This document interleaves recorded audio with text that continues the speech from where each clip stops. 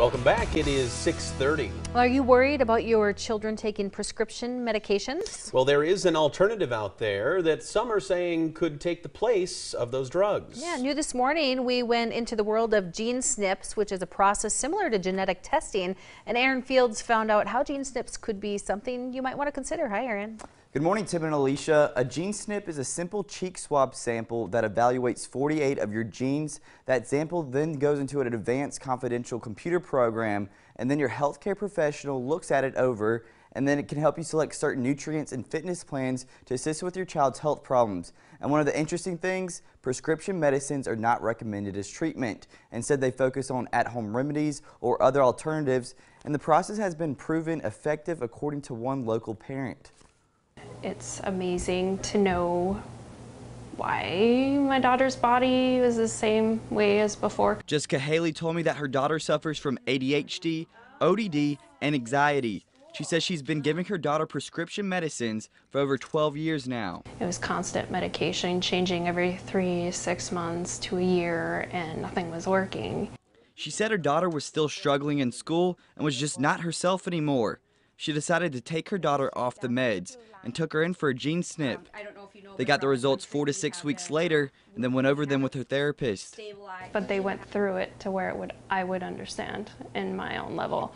And then they break it down from each category that was in the gene SNP, and then they go in and it categorizes for them what vitamins will work best for the person's body. Haley says she felt a lot more comfortable and knowledgeable about her daughter's health problems because of the information she received from the gene SNP. With the other doctor, not trying to be mean about health professionals, but her doctor just didn't quite understand everything, like you would say, and then he would go, okay, and then we'll just try this, and a lot of it just didn't work. Child therapist Valerie Myers is a fan of the process and says this evaluation can even help later on in life. Can help you now, can also help you in the future, because remember, they're your genes.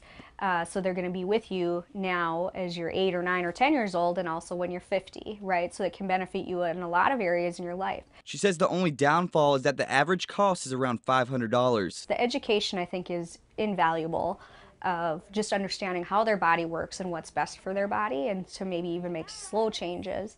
Most of our families do make quick changes just because they want to be healthier and more stabilized in their life. She feels a lot happier.